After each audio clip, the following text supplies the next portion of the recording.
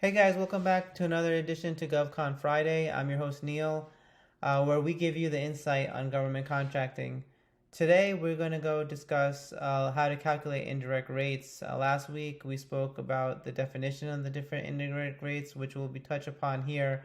But if you want to check my last week's video, we go into a little bit more detail on that. We're just going to briefly overview here.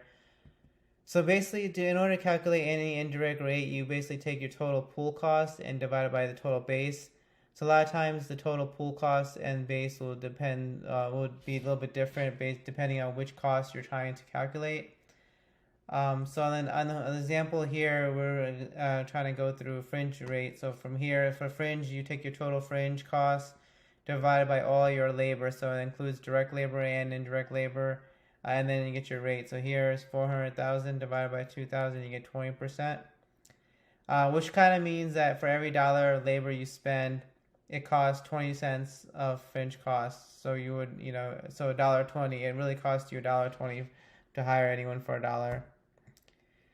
So here again, here's a little bit more detail that goes into the fringe rate. So fringe rate, the total fringe benefits would include all your healthcare, medical insurance, your vacation time that you pay your employees, your tuition assistance, 401k. I would also include the employer taxes that you have to pay on behalf of your employees. Those will all be grouped as total fringe costs, and then you just divide that by all your labor costs. So you would have to know break all your labor GLs that you have.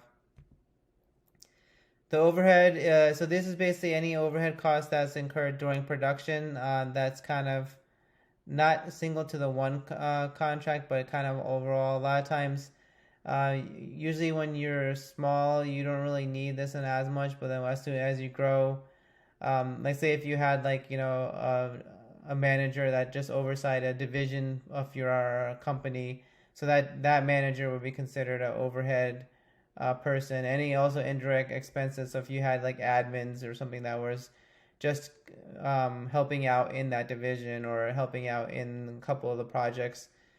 And then if there's also any other type of indirect costs like facility IT costs, a lot of times when you get bigger, you'll also start having IT allocations going to the different overhead pools.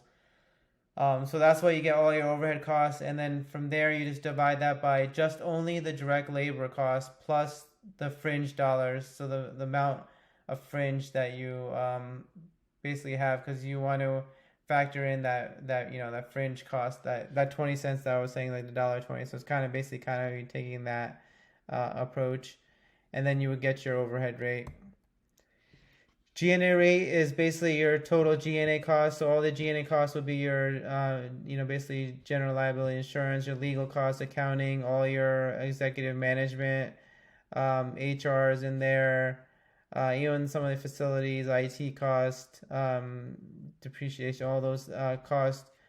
And then you divide that by your total direct cost plus overhead costs. So you would just take all your direct costs, all your labor, all your contractors. So when you do have subcontractors in your contracts, those get G&A associated with it, because you would mark up your subcontractors with just the G&A costs, because that is a cost of business. And then also your overhead costs, and then you also get that's how you get your total G&A cost. So then this kind of just the basic rundown of how to calculate these costs. Next week we'll kind of go into a easy example of like a pricing model that kind of puts all of this stuff together, and then really helps you kind of understand on how to price your contracts better and have a better understanding. Just so when you're not just making up some percentages, you actually have some actually meat to the actual rates that you're calculating. This way it's better for you.